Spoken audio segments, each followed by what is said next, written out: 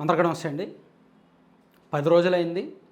2 ఏళ్ల పాప జ్ఞానేశ్వరి అదృశ్యమైంది.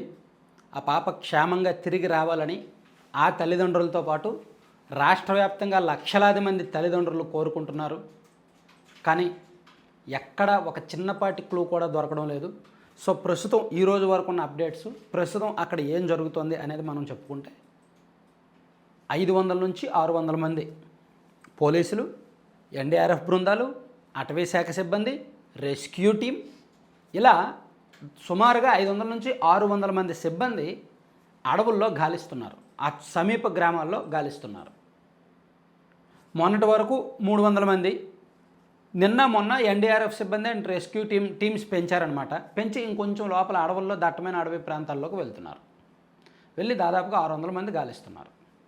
పైన డ్రోన్లు పనిచేస్తున్నాయి. నిరంతరంగా డ్రోన్లతో తిరుగుతూనే ఉన్నారు. అండ్ రాత్రి వేళల్లో కూడా నైట్ విజన్ కెమెరాలతో కూడా గాలిస్తున్నారు ఒక 4 రోజుల నుంచి. సో ఇక్కడ యంత్రాంగం పరంగా ఎటువంటి ఫెయిల్యూర్ లేదు. యంత్రాంగం పరంగా వాళ్ళు శాయశక్తిలో వాళ్ళు చేయాల్సిందంతా చేస్తున్నారు. పోలీస్ శాఖ కావచ్చు, అటవీ శాఖ కావచ్చు, ఎన్డీఆర్ఎఫ్ బృందాలు కావచ్చు.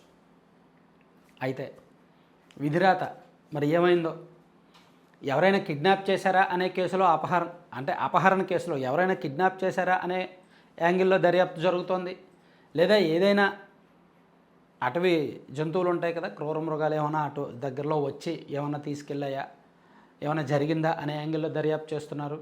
లేదా ఇంకేమైనా అఘాయిత్యం జరిగిందా అనే కోణంలో కూడా దర్యాప్తు జరుగుతోంది. లేదా ఆ పాప ఆడుకుంటూ ఎక్కడైనా అదృశ్యం అయిపోయి ఏదైనా ఊళ్ళోకి ఎక్కడికి వెళ్ళినా 10 రోజులు ఉండదుగా.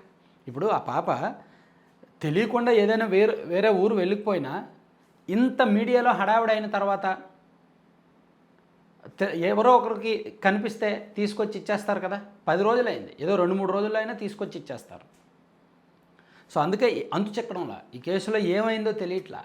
అసలు ఎలా ముగుస్తుందో కూడా ఊహించలేకపోతున్నారు ఎవరు కూడా. ప్రాథమిక క్లూ కూడా దొరకట్లా.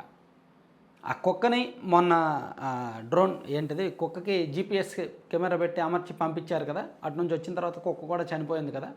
సో కుక్కకి పోస్ట్మార్టం రిపోర్టు అండ్ ఫారెన్సిక్ ల్యాబ్కి పంపించారు. ఆ ల్యాబ్ రిపోర్టు ఈరోజు సాయంత్రానికి వస్తుందంట. ఆ రిపోర్టు వచ్చిన తర్వాత అసలు ఈ కుక్క ఎలా చనిపోయింది, దీని మీద ఏమైనా విషప్రయోగం జరిగిందా, లేదా ఇది ఏమైనా చూసిందా, అసలు ఏం జరిగింది అనేది కూడా రిపోర్ట్ వస్తుంది. ఆ రిపోర్ట్ వచ్చిన తర్వాత దీని ఆధారంగా దర్యాప్తు కూడా కొనసాగుద్ది అనమాట. సో దగ్గరలో ఉన్న సుమారుగా ఒక 20-30 గ్రామాలు జల్లెడ పట్టారు. అటవీ ప్రాంతంలోకి వెళ్ళారు. పోనీ ఎవరైనా ఈ కుటుంబానికి శత్రువులు ఉన్నారు అంటే శత్రువులు కూడా ఎవరు లేరు. సాధారణంగా ఇటువంటి కేసులు ఏంటంటే చాలా సంఘటనలు గతంలో జరిగినాయి కూడా సొంత వాళ్ళే, ఆ బంధువులే లేదా సొంత వాళ్ళే ఎవరికొకరికి ఆ కుటుంబం అంటే పడక పిల్లల్ని కిడ్నాప్ చేయడమో ఏదో ఒకటి చేయడమో చేస్తుంటారు. ఆ కోణంలో కూడా పోలీసులు దర్యాప్తు చేయాలన్నా అసలు వీళ్ళకి శత్రువులు ఎవరూ లేరు. ఎవరితో కూడా శత్రుత్వం అనేది లేదు. అండ్ ఆ పాప మరి చిన్న పాప, 2 సంవత్సరాల పాప, అభంశుభం తెలియదు. సో అందుకే అంతు చెక్కడం లేదు. ఇందులో రాజకీయానికి తావులేదు. నేను ఇందాక ఒక మాట చూశా. తుని మాజీ ఎమ్మెల్యే, మాజీ మంత్రి